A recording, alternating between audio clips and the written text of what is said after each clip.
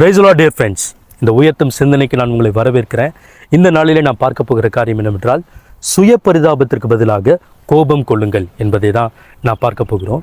இஸ்ரவேல் ஜனங்கள் பார்த்திங்கன்னா, அவர்களுக்கு எதிராக கோலியாத் என்ற ஒரு பெரிய அரக்கன், ஒரு பெரிய ராட்சசன் வந்தப்ப சவுலும் இஸ்ரவேல் ஜனங்களும் அவனை பார்த்து பயந்து தங்கள் மேலே ஒரு சுய பரிதாபம் உள்ளவர்களாய், ஐயோ இவன் நம்மளை தோற்கடித்து விடுவானே, இவன் இவ்வளோ பெரிதாக இருக்கிறானே அப்படின்னு அவனை பார்த்து பயந்து சுய பரிதாபம் உடையவர்களாக இருந்தார்கள்.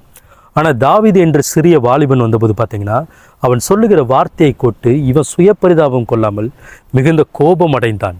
இஸ்ரவேலின் தேவனுக்கு விரோதமாக தூஷிக்கிற இந்த விருத்த சேதனம் இல்லாத மனுஷன் இவன் யார் அப்படின்னு சொல்லி அவன் கோபப்படுகிறான். அதை 1 சாமுவேல் 17 அதிகாரம் 46 வசனத்தை படிப்போமானால் தாவீதுடைய கோபம் நமக்கு விளங்கும். அந்த வசனம் இங்கே சொல்லுகிறது, நான் படிக்கிறேன் பாருங்க.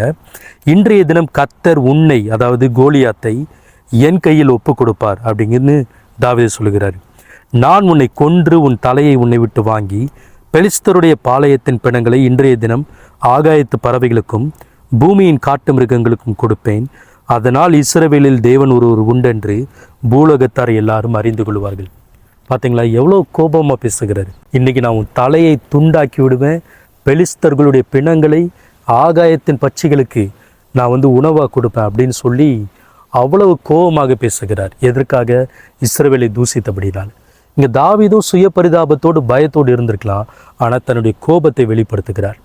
இன்று நாமோ மற்ற நம்முடைய சக சகோதர சகோதரிகளும் பிசாசினால், அவனுடைய அரக்க குணங்களால், அவனுடைய பயங்கரமான கட்டுகளால், பாவக்கட்டுகளால் கிறிஸ்தவர்கள் மனிதர்கள் ஒடுக்கப்படுவதை பார்க்கும்போது நாம் சுய பரிதாபம் கொள்வதை விட, பயந்து ஒளிந்து கொள்வதை விட, நாம் ஜெபம் என்ற யுத்த களத்தில் நின்று இவைகளுக்கு எதிராக, கோலியாத்து போன்ற இந்த பிரச்சனைகளுக்கு எதிராக ஜெபத்திலே நாம் வீர முழக்கமிட்டு செல்வோமானால் நிச்சயமாக கர்த்தர் அப்படிப்பட்ட கிரியைகளை நம்முடைய காலின் கீழே ஒப்பு கொடுப்பார். அந்த தைரியத்தோடு நாம் போகிறவர்களாய், தாவீது காட்டின அந்த ஆட்டிடியூடை நம்ம காட்டுகிறவர்களாய் இருக்க வேண்டியது அவசியமாக இருக்கிறது. அப்படிப்பட்ட தெய்வ மனிதர்களாக இருப்போம். ஜெபத்தோடு முடிப்போம். நன்றி ஆண்டவரே. கர்த்தாவே, தாவீதுக்கு இருந்த அதே வைராக்கியம், அதே கோபம், தேவ கோபம் ஆண்டவரே, உம்முடைய ஜனங்களுக்கு விரோதமாக, எங்களுக்கு விரோதமாக வருகிற கோலியாத்துகளை ஆண்டவரே, பிரச்சனைகளை, பாவக்கட்டுகளை, போராட்டங்களை எதிர்த்து நிற்க, ஜெபத்திலே தரித்து நிற்க, ஜெயிக்க கர்த்தருக்கு பலனை கொடுங்கப்பா. ஆசீர்வதிங்க, வழி நடத்துங்க. இயேசு கிறிஸ்துவின் நாமத்தில் ஜெபிக்கிறோம் நல்ல பிதாவே, ஆமென்.